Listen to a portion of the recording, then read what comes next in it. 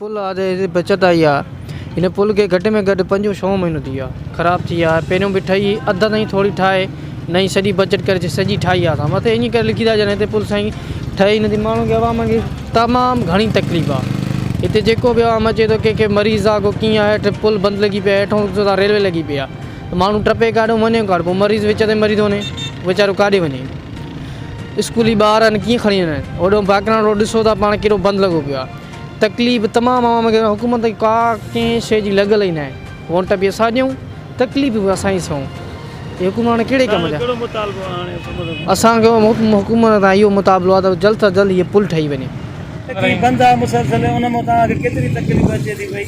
Sir असांखे वॾी तकलीफ़ आहे हिन पुल मां ऐं असांखे रोज़गार बि न आहे। असांजा रस्ता बि सही न आहिनि।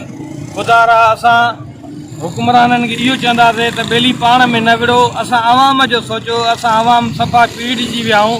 महिरबानी करे ख़ुदा जे वास्ते तव्हांजे वॾनि जे वास्ते असांजो आवाम जो सोचो। रोड रस्ता गलियूं असांखे सिधा करे ॾियो। महिरबानी करे पीपल्स पार्टी खे इहो चवंदासीं त असांजे लाड़काणे ते नज़र रखी वञे।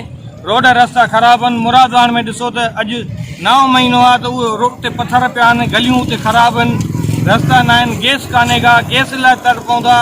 महिरबानी करे असांखे सहूलियत ॾिनी वञे पोइ पाण में विड़ो छा बि 6 महीना हो गया ना यहाँ से भर रहा ही नहीं ना। स्कूल के ऊपर बड़ा रश होता था पहले।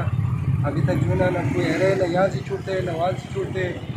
यहाँ पर जो ना बड़ा मुश्किल बना है इन लोगों ने। अभी तक जो ना यहाँ तुम्हारे गाँव में रोजी में कुछ फर्क पड़ा है? पुल बहुत फर्क पड़ा है ना। पहले से हम यहीं बैठता था कहीं नहीं जा रहा था। हम बहुत दूर दूर जा रहे हैं ना। अभी यहाँ से छूटता भी नहीं है। बंद कई वही आहे हिन जे करे तव्हां आवाम खे केतिरी तकलीफ़ थी रही आहे? साईं तमामु ॾाढी असांजी तकलीफ़ आहे। जीअं पुल बंदि आहे 2-3 महीना खां पुल बंदि आहे। अचण वञण रस्ता 2 रस्ता बंदि आहिनि। सम्झो साईं जीअं अगरि हितां सुभाणे वटि अचण वारो माण्हू बि हेॾो नाजमाला फिरी थो घिटी पाड़े फिरी वञे। हीअ पुल हितां बंदि आहे। अलाहाबाद वञण मथां फिरी अचूं जीअं चवंदा हेॾो सियाले बंगले ते एॾी रश लॻी पई आहे रश लॻी पई आहे। रस्तो आहे ई कोन। हिन पुल बग़ैर तमामु घणी तकलीफ़ आहे। जीअं असां गवर्नमेंट ऑफिस आहे महिरबानी करे जीअं असां पुल ठाहे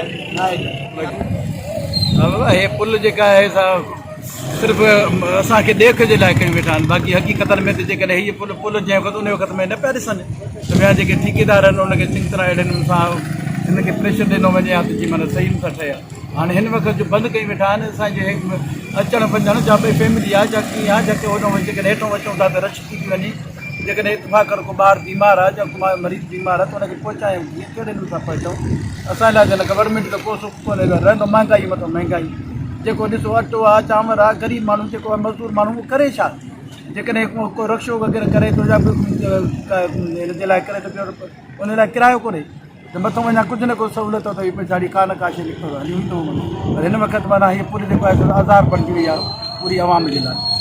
बसि असां बसि गवर्नमेंट खे इहो था चऊं या त गवर्नमेंट पंहिंजे पाण खे छॾे त बाबा असां कुझु नथो सघे। जेकॾहिं करे थी त इहे असांजे लाइ आवाम जे लाइ ख़ासि करे इहे सहूलियतूं जेके आहिनि उहे असांखे ॾियनि। बाक़ी पंहिंजी खॾ में पोइ वञी खाइण जा न खाइण जी कीअं आवाम लाइ सहूलियत असांजो चवणु इहो आहे। गवर्नमेंट पुछूं कंहिंखां असांजो ॾोह कहिड़ो आहे। जी नाज़रीन तव्हां माण्हुनि जा व्यूज़ ॿुधा आम आवाम जा। हे तमामु सख़्तु मुश्किलातुनि में शिकार आहिनि। हिननि जो इहो ई चवणु आहे सॼो शहर ट्रैफ़िक जे करे बंदि आहे। को वाहिद ज़रियो हुयो पुल जंहिंखे बि मुसलसिल 5-6 महीननि खां बंदि कयो वियो आहे।